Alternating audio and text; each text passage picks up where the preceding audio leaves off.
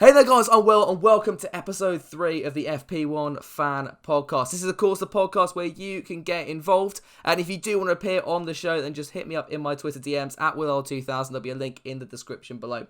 Today's guest though is a massive Ferrari fan and someone who's been very active on the channel recently. It is of course David Noble. David, how are you? And how's your quarantine been recently?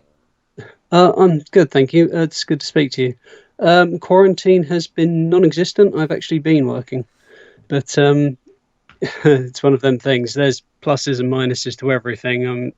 On the one hand, there's a theory of risk from being at work or what have you. On the other hand, being at work means I've been busy and I haven't had to worry about money as such. So there are bonuses to everything. You have to be positive about these things. Yeah, definitely. And obviously no Formula 1 to keep us engaged, but that is changing, of course, next month. It will July be, 5th. yeah. Yeah, what you looking forward to it? Any what I guess is your we actually had the calendar released today, so what's your response on that? What do you think of this at the start of the season, this first 8 races in Europe? Honestly, I'm just hoping it all goes through as it should do and hopefully will do, and we don't have any repeats of Australia again, because obviously if we did suddenly get to a race and it got cancelled for whatever reason, that would then throw everything else backwards and would be back at stage 1, which I think would be incredibly bad for the sport. Yeah, definitely, and not just the sport, but also some of the teams inside it. You know, we've seen Absolutely. Williams recently, you know, really quite struggling with finances and soon to sell the team. So hopefully this kind of brings it back and helps bring a few teams at least closer to the green. But we're here to talk about one team in particular today, and that's Ferrari. And I guess focusing on the last 12 years since they last won a championship, it's kind of crazy. I think 2008 was the last time they won a constructors championship, and 2007 the last drivers. Yep. It's almost weird to think, isn't it? Well, I'm a lot older than you, so I remember like the early 90s and stuff and the trouble they had then. So it's not the first time I've been through this for me. That's very true. I think I obviously grew up, looking at the 2000 to 2004 with that obviously dominant period for Schumacher and Ferrari winning 5 championships in a row. And, Yeah. Then it kind of sparked a little bit and kind of ebbed and flowed as you went from 2006, 2005, 2006 was the Renaults came into their own really, and then 07, 08 was when they kind of brought things back again. But yeah, 2009 I think is going to be the best place to start. And of course we had that new regulation change where we saw Brawn come into the sport and absolutely run away with it in the first half of the season. Ferrari, though, they were a bit of an enigma in testing. They didn't look particularly quick, but everyone was kind of thinking, well, they must be sandbagging then, surely. The Ferrari can't be slow. When's this ever happened before?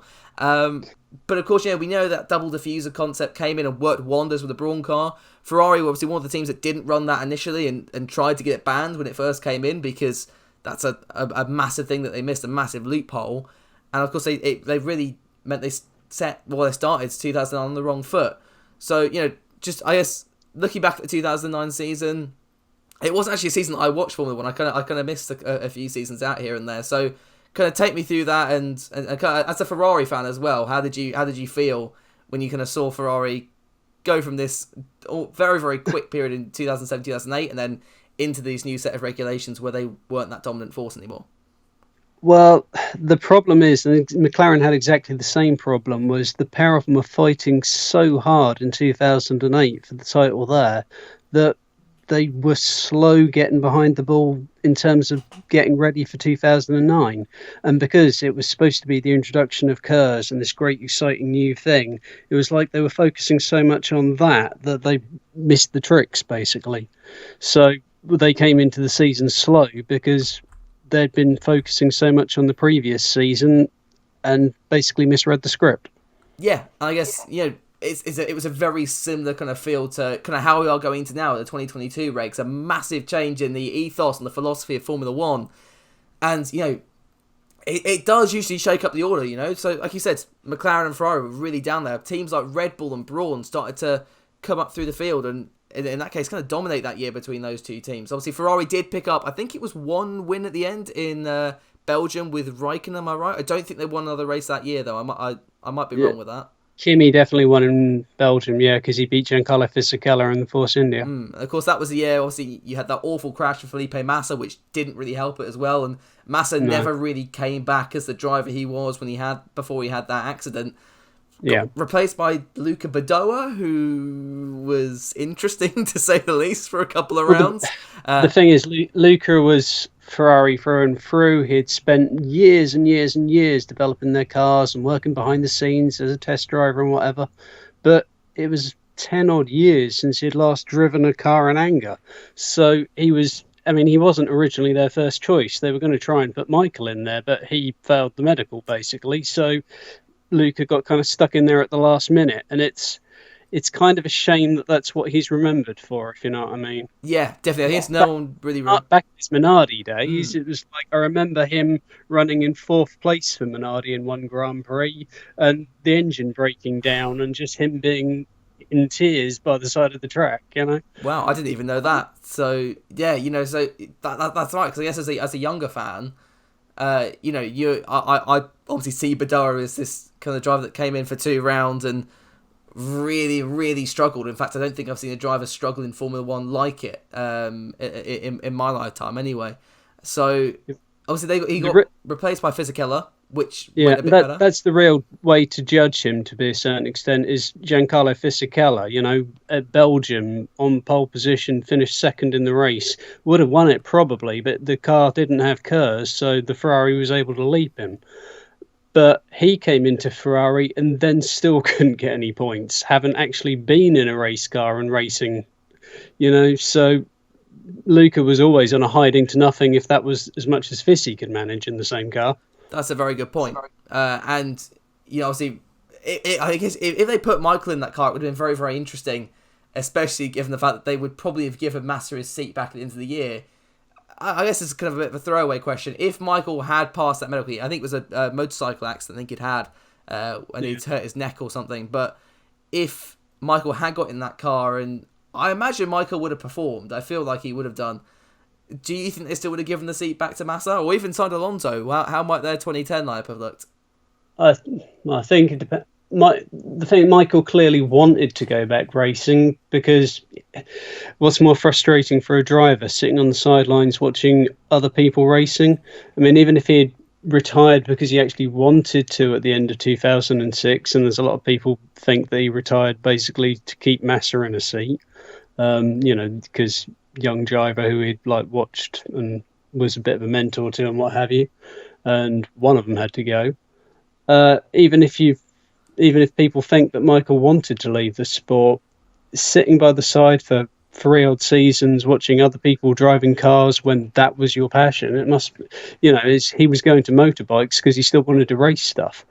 So if he got the taste for it again, got in there and did well, then there's every reason to think that, he might have still wanted that seat in 2010. But having said that, that car looked a dog. And going in there and trying to race it competitively when even the guys who'd been racing it all season were having trouble with it, that wasn't a car you wanted to hop into just to quickly get a result out of. I don't think Michael could have done much better than Fissi did, to be honest with you. And because the lack of match practice as much as anything else, Yeah, I guess we're kind of seeing a very similar situation with Alonso at the moment. Obviously, he's left McLaren now. He's no longer really affiliated with them, and he's, we imagine, trying to get back onto the grid. Maybe with Renault, as much as I'd love to see that, I can't see it being a real probability, but, it's... Go on. It's that thing of Renault are talking about him as being a possibility, but then you look at the financial situation, and it's like they're laying off 15,000 people. They've got to cut costs by 2 billion. If you were getting a star driver like Alonso in, if he isn't racing for free, you're sending out some very dodgy messages there. Precisely, and Alonso's not going to race for free. That's one thing. Exactly. Can you see him on 3 million? It's like, I know Raikkonen took that kind of pay cut. But Alonso won't, and not for a team like Renault. If it was a team like Mercedes where he'd get a fast car and maybe be able to win a championship, I might see him kind of taking a bite out of his pride. But for a team like Renault, I don't care if they've been together in 2 stints in the past. That's not going to do anything from a money point of view. It's going to really depend whether Alonso wants that drive and whether he really feels that Renault are going to be in an adequate position to get that World Championship. Because really, he's too old now to be going into any other top team. They're not going to want him because he's not going to be there for the long term, realistically. That's why you've got teams like Mercedes that are looking at Russell or Ocon or Ferrari that are backing Leclerc, because these drivers are going to be around for a while. Alonso, it's a very good link to talk about, because obviously 2010, Fisichella was out, retired from the sport. Alonso comes in, and this is where really Alonso thought he was going to win his 3rd World Championship. And at the start of 2010, obviously he won his first race for Ferrari in Bahrain. It did look, very, very promising for most part of the year, and he was very strong. It was kind of between him and Webber. I remember kind of watched that as a big Webber fan. I wasn't a massive Alonso fan at the time, but it was usually between those two, and it was only really Vettel's kind of late surge towards the end of the season that really, brought him up into championship contention. The second from last race, I think it was, Seb won it, but there was a lot of controversy about that because a lot of people felt like team orders should have been employed and he should have given Webber the place to help Webber get closer in the championship, because Seb was really right on the edge of those fighting at the time. And Horner had to defend his position on that one, and he was basically like, so long as our drivers are both mathematically within contention, I wasn't going to ask him to move. But a lot of people thought at the time that was a little bit controversial, and that they were favouring their golden boy. It's quite strange how it worked out in the end, really, because obviously if they had played team orders, you wouldn't have then won, potentially. Yeah, definitely. And I think that stemmed back from Turkey and that first kind of collision. It's a video that I want to cover at some point later on the channel, but that collision between Vettel and Webber, it was really that spark, and that ignited the rivalry between those two. And again, I remember watching that race live and being absolutely devastated, and felt like it didn't make me much of a 10-year-old me much of a Vettel fan back then as well. But yeah, the signal of waving his finger around the side of his head like Mark Webber was crazy probably didn't do a lot either. Yeah, and of course the team backed Vettel again on that one, and really, if you look at it, and Christian Horner's admitting quite recently actually in an interview with F1 that it really kind of was Seb's fault. And looking back now that Seb isn't the golden boy in Formula 1 anymore, and especially now he's been booted out Ferrari effectively, people are starting to be saying, yeah, okay, maybe we did favour too much back in 2010, but really it made sense that they wanted to keep him in the team. They've got to make him happy, and Webber was always going to on the way out anyway. Every year was just another year to add another year to his contract, and obviously 2013 he did retire, but yeah, let's go back to Alonso then. And Alonso, obviously, 2010 looked like he'd get the championship, and it was that last race of the season where he could have got it. It was really between him, Webber, and Vettel. I think Hamilton at this point. I think Button was out. Lewis was still in it. Button had dropped out basically the race before. I mean, he'd been sort of right on the string on the edge of it for a while, but the race before was when he dropped out completely from mathematically being with a chance. Lewis basically needed the others to DNF to win, but he was still technically there. Yeah, I think it was Vitaly Petrov, and it was really what sparked this whole DRS debate as well, which is impacting Formula 1 even now. But the thing is that Renault was set up to be quick on the straights, and it was dog slow everywhere else. So just at the point where Fernando needed to have a better pace was the one button the entire track he didn't have it.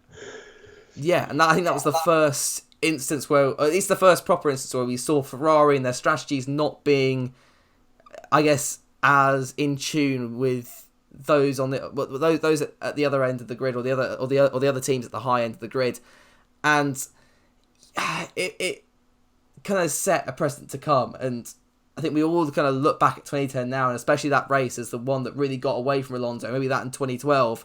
2012, 2011 was a bit of a quiet year. Vettel ran away with the championship, especially towards the end of the season. Same, I guess you could say, with 2013. But 2012, obviously, slightly new set of regulations. We had those ugly step noses coming to Formula 1. And then once again, Ferrari produced a dog of a car, which not just didn't look particularly nice, but it really was awful to drive. And I think, honestly, 2012 was one of Alonso's best years in Formula 1, because he took that car and really just ran away. Well, he took it beyond where it should have been, where everyone thought it was going to be. If you compare his results to Massa's results, and yeah, okay, Massa was kind of falling away at this point in his career, but Alonso took that championship down to the last race and very nearly won it, really. So I think that was the year where I think he kind of realised that this isn't working, and I think that's kind of for me when the seeds of doubt first kind of came into his head. What do you think on that one? I think at the end of that season, there was certainly a bit of a look about being broken, as in, I've put all this effort in, and if we've still not done it, I'm not convinced we can. Looking at the season as a whole, I mean, Felipe, in fairness to him, there was many, many races he basically sacrificed himself completely for Fernando. I mean, I think it was Cota, where basically he accepted a 5-place grid change for engines or whatever to put the pair of them on the right side of the track. Drop, because he'd qualified ahead on the right clean side and Fernando was behind on the other side. And Ferrari basically broke the seal on Felipe's engine, giving him a 5-place grid penalty to put the pair of them on the right side of the grid where there was grip. Because was that the first year they ran at Cota and one side was really... Yeah, 2012 it was, yeah. Yeah. So things like that, Massa knew basically he was a sacrificial cow and he did stuff for his teammate I don't think anyone else would have done. Basically, he was the perfect sort of team player, but he wasn't consistently quick enough. No. Yeah. It's a shame. I really like Felipe. He probably bled Ferrari red. He practically gave everything he could to that team on his time there. And, he's very fondly remembered by Ferrari fans.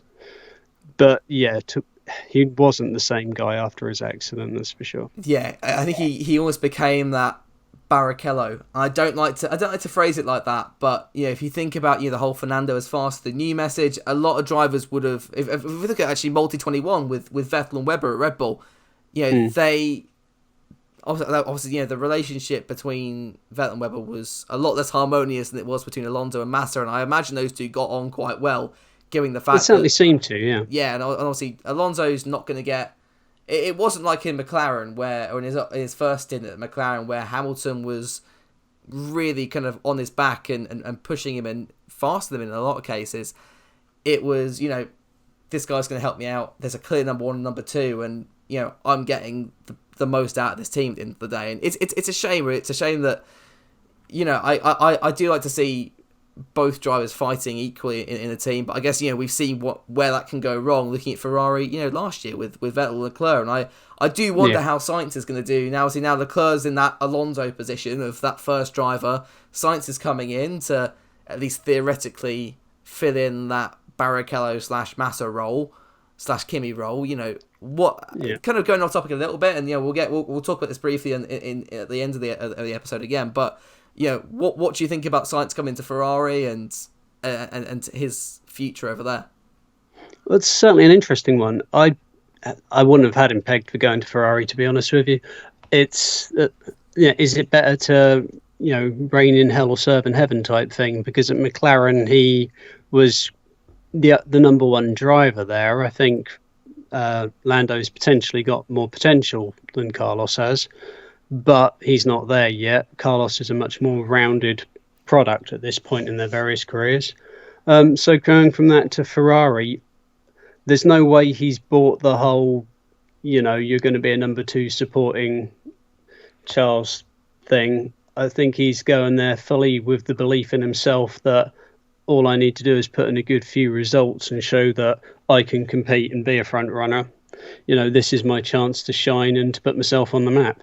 Yeah. I mean, the thing is, Ferrari, of course, have got an academy stacked full of lots of young drivers. So 2 years down the line, it could be Carlos has done well, but Mick, Robert, Marcus, Callum, whoever might be in the Alfa Romeo, if they're showing well, they might think maybe they might do better. At which point, Carlos, maybe with a few wins or a few podiums or whatever, is potentially in a better position looking for a seat than maybe he is at the minute. I don't know.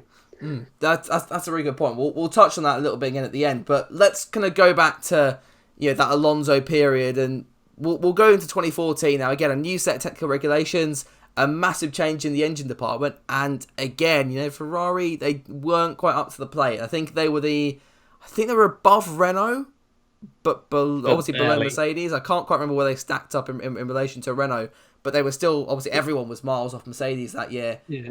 2014, they finished fourth in the constructors, behind Williams. So if you look at where Williams are now, people join the sport now would think, hang on, Williams were third that year. I think it was third, and then Red Bull was second. I think so. And, I think they kept third again in 2015. We'll get onto that in a minute, because that was a kind of period where they did kind of get it back together, which was really good. But obviously, end of 2014, they lost Alonso, and that, I feel, could really have affected their title chances into 2017, especially 2017, 2019, where they did have a car that was very competitive and could have won the championship, could have beaten Mercedes, at times was faster than the Mercedes, and obviously now they've got the engine as well that can rival that Mercedes engine. Losing Alonso, how big of a hit do you think Ferrari took when that happened? Well, I think 2014 was a disastrous year in general, because they started off with Stefano Domenicali as team principal. Partway through the year, swapped to Marco Mattiacci. Then the boss of Ferrari stepped down as well, and there was a deal on the table whereby Sebastian was going to go there, and then obviously that caused issues with Fernando. But in 2014, I don't think he really was that fussed about it, to be honest with you. I mean, he still buried Raikkonen, unfortunately, which possibly says a lot about the partnership. But yeah, of course, Kimi came in that year again, his second stint in the sport. The fairy tale was over at that point, and they both kind of needed to move on. Yeah, I think Alonso sort of looked at it at that point and thought, okay, let's be honest here, I've not got many years left in F1. I've got to take a gamble here. And I guess at the time, moving away from Ferrari, it did look like the sensible option. Obviously, we'll get on to 2015 in just a second. And the fact that it was a nice upturn for the team. They've kind of been on a more or less upwards trajectory from there on, maybe missing out 2016. But, I feel like Alonso was looking at and thinking, I've got to take a gamble here. There's this new McLaren-Honda partnership, and it's looking exciting. And obviously, there's all that nostalgia and that past and that history with McLaren and Honda. Maybe that'll work. Obviously, that wasn't, and I think Alonso's always kind of been in that phase of being in the wrong place at the wrong time, or the wrong place at the wrong time, or the right place at the wrong time, and he seems to be attracted to fairy tales, doesn't he? He does. The lure of the big red car and McLaren Honda. Talking about, I think you said he was a Senna fan, so obviously, growing up watching McLaren Honda, there's definitely a lure to that.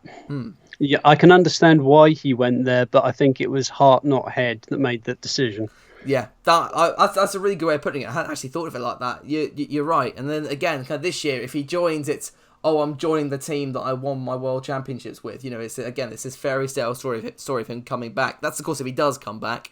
But it was a fairly good trade at the end of the day. Obviously, you lose Alonso, but you do gain, still is 4-time world champion Sebastian Vettel, and that obviously fit well with Vettel. Vettel really wanted to be in the Scuderia, and he'd had a bit of an awful season at Red Bull, was arguably running away from a fight with that one as well, from Danny Rick, who, let's be trounced in that year with 3 wins, and Vettel obviously getting a win this season. I think... Go on. I've been a bit defensive of Seb here, actually, because you need to look at where they came from to a certain extent. We had regulation changes. We got away of like the blown diffuser at the rear of the car, if I remember correctly. And Seb was used to having all that grip at the rear end, whereas Danny Rick was coming in from Toro Rosso, where he didn't have so much of it. So there was less adaptation for Danny Rick to do to the car than there was for Seb. And I think Seb did, I can't remember for definite the results, but I think Seb also did have a fair share of bad luck as well. And the thing is, by the time the end of the season rocked around, how bothered was he? So there's lots of reasons why, on paper at least, Danny Rick trounced Seb, but I don't think it was quite as clear cut as the end results show. That is a good point. And maybe I was a little bit too on the offense about Seb there, but what you do make a good... Fine. You're fully entitled to your opinion, don't get me wrong. You do make a good point about the blown diffusers though, and the fact that Vettel, it really took him a couple of years. Arguably now, part of the reason he's not himself is because that yeah, the regulations that we had 2009 to 2013 was it really suited Seb's driving style, and when they lost that, it kind of took that kind of edge off Vettel that really made him competitive. And he still had these moments of brilliance, but they weren't the dominance that we saw when he was at Red Bull. And as much as I'd love to see him with the championship with Ferrari in his last year with Ferrari this year, I don't think it's going to happen. But 2015, he did kind of bring it back a bit, and I think he was kind of getting more used to these regulations at this point. Picked up, I think it was a couple of wins across the season. I think he had 3 across the season. Malaysia, I remember, and I think Singapore. Yeah. Was there somewhere else? It feels like there's somewhere else. Yeah, I think so, but I could be wrong. Could be Hungary. I feel like Hungary was a track where Mercedes had always struggled in that sort of era. It might have been Hungary, but I might be wrong on that one. But obviously, Vettel coming in as I guess as a Ferrari fan, funny that you guys just signed the 4-time world champion. How did that make you feel? Conflicted. Okay. Having spent the past 4 years going on bloody Vettel. There's a story actually at Williams where one of the mechanics turned round when they were looking at the timing screens from qualifying in 1994 and said, "Oh, Senna's always up there, isn't he?" And of course, Senna, who was driving for them at the time, was like, "Oh, I thought you'd be glad of that," because they were so used to him being the guy they were competing against. Yeah. And I think obviously it was quite sad that dream ended. But obviously Vettel, he came in, and I think you are right. I think it is 3 wins in 2015, and I think he was the only non-Mercedes driver to win a race. So it did show that he still got it. 2016 again, a bit of a dip. There's obviously that theory with the white livery and the fact that every time Ferrari put white on the car, they have a bad season. Do you believe in that at all, or well, so much? Lauda won his titles with white on the car, so I think it's just more. I don't think the livery's cursed. I just think it just has a nasty habit of times of crossover or whatever. We had. The problem during that whole period was just if it wasn't tyres or adjusting to some regulation regarding diffusers and whatever else, there was always it never seemed to be a settled period. There was always some little tweak or something this season, and we're going to change the tyres and we're going to make them more this way. We're going to get rid of blown diffusers. We're going to add this. We're going to take away from that. 2015 seemed to be quite settled. 2016. The problem is every time they change something to try and take any advantage away from Mercedes, it's like Mercedes rode it fine and everyone else seemed to suffer. And didn't you also have wasn't Arriva Bene, was he in 2016 or was it 2017 he came into, because obviously Mattiacci was booted out at some point around that time. I think Arriva Bene arrived in 2015 because Mattiacci lasted all of about 5 minutes. Yeah, that thinking back, that makes sense. I guess, Arriva Bene actually survived. He came in, I say survived, I think that might actually be the good word with Ferrari, but he survived a while, actually, now I think about it, because he was only really booted out at the end of 2018? Was it 2018? Yeah. And then Binotto came in 2019, yeah. So, I guess that's a good kind of moving on to that period, that 2017, 2019, obviously, again, a new set of regulations, and this time Ferrari did very well, and they got a lot closer to Mercedes, and through testing, it's especially for 2017 and I think 2019 as well, they looked like the fastest car in the field. Sadly, although this obviously didn't come into fruition, but 2017 I think is definitely the year that really got away. 2018 maybe, I think they made a bit more of a shaky start that year, but 2017 definitely. I think Vettel could have got the championship, but there was a lot of bad luck. There was obviously a few decisions made on the strategy board that maybe weren't the right ones. What I guess are your opinions on that period where Ferrari really could have won a championship? I think the mistake we made after 2016 was getting rid of James Allison, because he then went to Mercedes and has built all their title winners since and designed all their title winners since. But what it comes down to is Ferrari are very good at developing a car which can run well and run quickly and run at the pace for 80% of a stint. Whereas Mercedes can run a car that can go very quickly and be very consistent for 100% of a stint. So we're always sort of tailing off towards the end of a bit Mercedes are just capitalising on it just because they have that tiny bit extra.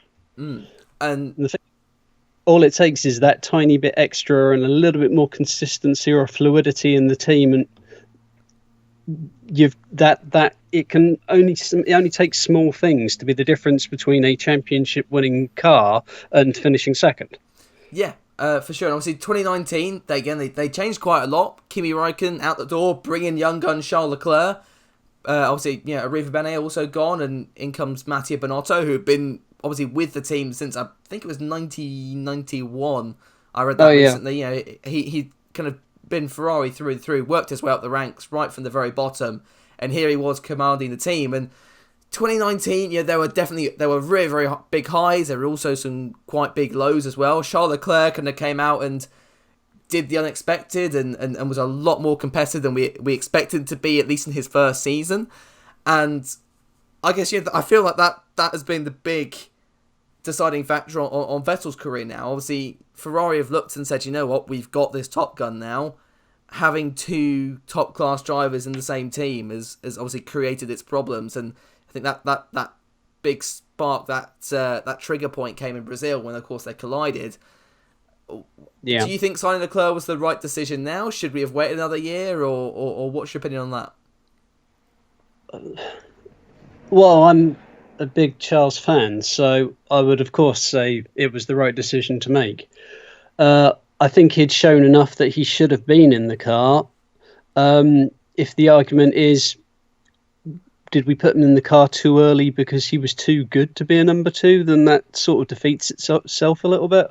It's like, we're not going to stick the best person in the car because he might be a problem. That's true. Obviously, there was no guarantees or no... Everyone knew he'd be good, but good enough to challenge Seb race in, race out. I mean, in the first race, Ferrari had to ask him to hold station. If that doesn't sound, that's the first race. So at that point, it was always going to be an interesting season. And I guess my next question to you then is, do you think that inter-team dynamic was managed effectively? Well, the problem is there wasn't any other team on the grid that had the same problem. Because Mercedes, usually, there was enough of the gap between their drivers that they could manage the strategies to the pair of them without getting in the way of each other. Same thing with Red Bull. They were never anywhere near each other on the track to have a negative effect on each other's strategies. With Ferrari, they spent the whole season tripping over each other because you couldn't put a paper between them. So managing their strategies, basically, I don't think anyone could have done a particularly good job of that. The problem is, it's sort of like, if you put the team orders in, are they putting team orders in? When they didn't put the team orders in, are they being stupid for not applying team orders? So it was a bit like Ferrari couldn't win last year. I mean, there were some races where it doesn't matter how many apologies I make for them or whatever else, that was a bit bloody stupid. Russia was never going to work. But I don't think the strategy was necessarily as bad as it's played out. I think they were just in a corner because they didn't have any room to maneuver. It's like each driver was like, I can go quicker, let me go in front. And as soon as they got quicker and was in clean air, they couldn't go any quicker. And they ended up slowing themselves down, didn't they? At the end of the day, they spent the whole season pretty much getting in each other's way. Yeah, I think, with Formula one thing that's always certain is someone's going to finish in front of somebody else, and you're never going to have both drivers happy in that case, especially in a situation like Ferrari, where, as you said, there's so little between these two drivers. And I imagine, this year Vettel's not going to be playing as much ball. Now he knows that, it doesn't really matter anymore. It's his last season at Ferrari. So I'm quite excited to see how they play out. Before we get into 2020 and that 2020 season, last thing I kind of want to ask you is, obviously, Leclerc coming in, it kind of unsettled Vettel. He didn't have this teammate in Kimi Räikkönen, who those two bounced off really well with each other. I guess we kind of started to see, you could arguably say, in fact, thinking back to it now, obviously Leclerc was announced at the Italian Grand Prix, And that to me was the first instance of Vettel spinning round and making a mistake, or a significant mistake at the start. I think it was the second chicane on lap 1. He spun it, and from then on, these spins became more and more frequent, and especially in 2019, where we saw several incidents that arguably cost him a shot at the title at the end of the day. Well, it's that thing of, was Kimi a good teammate for Seb because he wasn't putting him under pressure? I mean, 2018, weirdly, I think was probably Kimi's best season for ages. The fact that he actually got another win again, and how many years was that in between wins? But when you look at what Seb was doing when he had Kimi as a teammate, strolling along on his merry way, we don't know what the pace of the car was if Kimi wasn't pushing Seb to find the limit. With Charles pushing Seb to find the limit, well, that was the pace of the car, and if Seb had couldn't try anymore, obviously, from how many times it was going round on him. I genuinely think that the 2015 generation of cars, Seb seemed to sort of get a bit more of a handle on or whatever, but when they changed the cars again for must be outright lap pace, the cars are too big, too heavy, and he just can't find a balance for them, I don't think. There's too much back end almost for him to sort of, it kind of pendulums a bit on him, and if he's doing that and doesn't have faith in the back end and can't get it to stick, obviously that affects the confidence in the rest of his driving. And whereas Lewis has arguably adapted to it, and he's worked out how to make the car work for him, what have you. Seb doesn't seem to have managed to have done that. It's to take nothing away from Seb. Obviously, he's won his 4 titles on merit. He drove the cars as best as he could, and some have suited him better than others. But I think his results and his record would be a lot better if we were still driving cars from about 9 years ago. Yeah, I think that's true. I think, one thing that Seb was always very, very good at was if he started at the front, he could race away at the front. In clean air, he was fantastic. But what we've kind of noticed, especially in his Ferrari stint, where he's no longer at the front of the grid and he's kind of sat maybe 2 or 3 cars away from the front, is his racecraft has almost taken a hit, maybe because he's got so used to racing at the front. He's not really been overtaking many drivers. He's back to his Red Bull days. He was starting on pole, running away with it, especially towards the end of 2013. He won every race in the second half of the season. It was 9 in a row. Yeah, it was crazy. You think that happening nowadays, even with Mercedes, that's quite that is an incredible feat. So, well, the thing is, to be good at overtaking or whatever, you need to have absolute faith in the machinery. So I was a fully paid up member of the Seb Can't Race Brigade, but if you look at him, Monza, I think it was, going off the grass to go around the outside of Fernando Alonso at Curva Grande, you don't do that if you're unsure of your car or not confident in overtaking or what have you. Yeah, there was a lot of races where if he ended up at the back of the pack, it was almost a case of keeping his nose clear and out of trouble and waiting for everyone else to pit and sprinting sort of in between when he had clear track and gaining positions that way. But Seb was always very good at getting from somewhere at the back of a grid to somewhere at the front of it. He's got a good racing brain, but has to have a car that works for him to do to be confident in wheel to wheel stuff. Yeah, definitely. I think I just hope this last season, whether it is his last season in Formula One or not, that he can really still take that fight to Leclerc and really give us a good send off at Ferrari. I think it would be a big, I guess, middle finger to Ferrari if he goes out and beats Leclerc, even wins the championship. That'd be I think a nice way to maybe even finish his career. We never really know where he's going to go. I think that brings us on quite nicely to the last topic for today, and look at 2020 and beyond. Obviously, we've got this lineup of Leclerc and Vettel for one more year, and I think it's going to be explosive before we switch into science. What do you think? It will be definitely interesting, yes. Yeah, I think if I had to ask you then really quickly, who do you think is going to come out on top this year? What would you say? I'll say Charles. The reason I'll say Charles is because I don't know. Yeah, there's a certain amount of fighting for pride, revenge, or whatever else from Seb, but one of the comments he came out with, I think, in the statement regarding him leaving Ferrari was basically, with everything that was going on in the world, it did make you reflect on your priorities, which to me sounded very much like he had basically spent months sitting at home with his family and been very relaxed and taking in the world.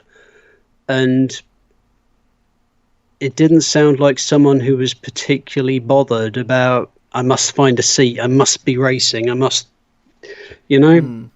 I mean, I could be completely wrong on that, but it didn't. It sounded like someone who was seriously considering retirement. And if that's the case, I don't know how fussed he's particularly going to be about going out there and winning the race and wanting to get the title and whatever else. It's which Seb comes out of hibernation. I mean, the thing is, we talk about, the thing between him and Charles or what have you. Him and Charles have a very good relationship. Yes, they were fighting on track and whatever, but Charles is always very much the first person to talk about how great it is having Seb as a teammate. I think he's going to miss the technical feedback from him, to be quite honest. But we'll see. In terms of who wins, I still think it'll be Charles, but how close it is depends on which Seb we're going to get. Yeah, and I now we've always talked about the drivers. Let's look at the car itself. It was the SF1000 this year, and there were rumours, I think it was a couple of months before, or maybe a month or two before the car was launched, that Ferrari had found an issue in the wind tunnel, and the car was looking very quick, but actually the numbers weren't quite correlating together. And we've seen that quite a lot recently. Obviously, you had Williams and also McLaren had a very similar issue in 2018. Going to testing, the car was quick, but it didn't seem to set the world alight. And even Ferrari were talking about the fact that Racing Point or Tracing Point, however you want to call them, could even be a threat at the start of the season. What's your opinion on that one? Well, I don't think Racing Point will be now. The thing is, it's almost like a false dawn, because we had this thing going on with testing, and then we've had months of factory shutdowns and engineers working at home potentially, and teams have been away from each other and not had a chance to properly gel and work back together again. I still think Mercedes are probably going to win it. A lot of people are saying Max Verstappen's in with a good shout, which I can see. Max is one of them drivers who is never dull. I fully believe if you see Max Verstappen in a racing car, you always have the feeling that something's going to happen. Yeah, I think he's quite a feisty driver, isn't he? Someone that will go for that move, even if there's not always a gap open. And do you think we could ever see Max in the Ferrari one day? Maybe when his Red Bull contract's up? No, I don't. Would you want him in the Ferrari? Is the other question. I wouldn't necessarily say it's a case of each party has said too much on that, because obviously Fernando went back to McLaren, so anything can happen. But Ferrari have got their own program going on. They have, obviously Charles there for a prolonged period of time. Now we've got Carlos going in there. Ferrari have got a very full academy of young drivers who are all wanting to get into that seat at some point in the future. I think Ferrari have their own plans. I don't think it involves Max. Okay. That said, I could be completely wrong, because, as I said, no one saw Fernando going back to McLaren. So that is very true. I think. Then I guess one of my final questions to you is then, when do you think Ferrari will win their next title? How long's a piece of string? Yeah. Good The point. problem simply is that, I mean, I watched the video of you and Raz talking about Williams, so I've got a good idea about your opinion of them in the future. But they've kind of given the game away a little bit. Basically, Matteo Binotto came out and sort of said, Ferrari have had to put the future above the sport ahead of their own benefit, which, that even Ferrari can realise that there needs to be a budget cap because people are struggling. You know, it's the future of F1 is at stake. It's not just about playing percentages and trying to gain stuff anymore. You know that something needs to happen. So they've signed up for the budget cuts and all the rest of it and the staggered aero development, which has given their primary advantage away. Yeah, so I think that's brought us to a really good conclusive end. David, thank you so much for coming on the show. Obviously, David, you've got a YouTube channel as well. Do you want to talk briefly about that? I can try. Yeah, my channel's kind of evolved originally out of it was a space for me to put videos of me and my son at race events and what have you. And then it's grown from there into more broader discussion about history of racing, Formula One, junior formulas. If it involves racing, I'll generally try and have a thought on it at some point. Mostly I'll just try and make videos that I enjoy making and I think people might enjoy watching, and hopefully people will. Yeah, so I'll leave that link to that down in the description below. So if you want to leave a subscription, I highly recommend. There's some really interesting videos on there. So yeah, make sure you go check that out. David, as I said, thank you so much for coming on the show. It's been absolutely brilliant. No, thank you for having me. Really appreciate your insight as well. Yeah, hopefully we can maybe do this again sometime. So yeah, I've really enjoyed this chat. It's been a lot of fun. That would be good. I look forward to it. Fantastic. So, guys, in the comments below, I want you to tell me, I guess, what your opinions are on Ferrari in the last decade and when you think Ferrari might just win another world championship. But that's it from me and David. I hope you have a lovely rest of your week, and I will see you in the next one.